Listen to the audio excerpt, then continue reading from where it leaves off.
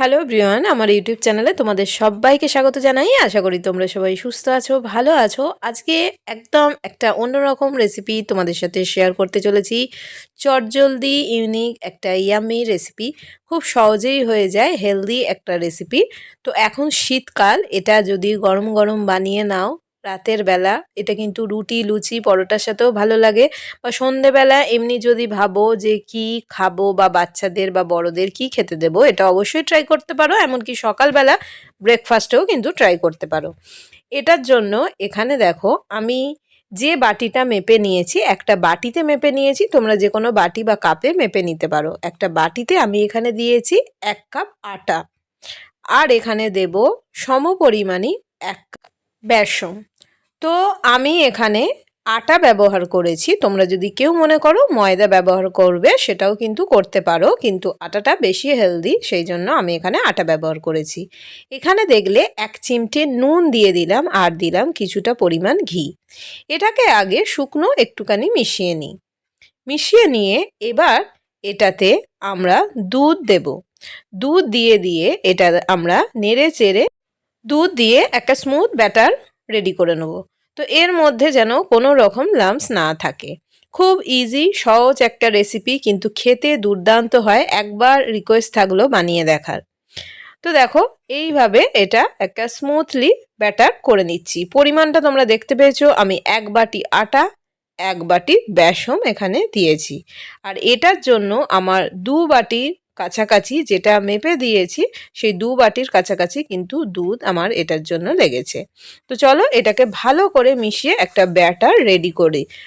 আর একটা কথা, একবারে কিন্তু দুধটা দেবে না, কেননা যতটা পরিমাণ লাগবে এরকম করে আস্তে আস্তে মিশিয়ে আমরা বুঝে নেব যে কতটা লাগছে, সেই বুঝে আমরা দুধটা দেব। তো এরকম একটা থিকনেস আসবে। তো চলো এবার কড়াতে তেল দিয়ে দিয়েছি, দিয়ে এরকম একটা ঝাঁঝরা হাতা নিয়ে নেব, নিয়ে এর ওপর হাতায় করে ওপর দিয়ে কিন্তু আমরা এইভাবে এই যে ব্যাটারগুলোকে কিন্তু ওপর দিয়ে এইভাবে ছেড়ে দেবো। তো দেখতেই পাচ্ছ, এরকম খুব বেশি একসাথে দেব না।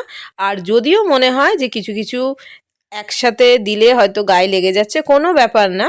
এটা যখন দুধের মধ্যে দেবে এটা ছেড়ে যাবে, কোনো অসুবিধা নেই। তো চলো এইভাবে আমরা সমস্তটা কিন্তু ফ্রাই করে নেব।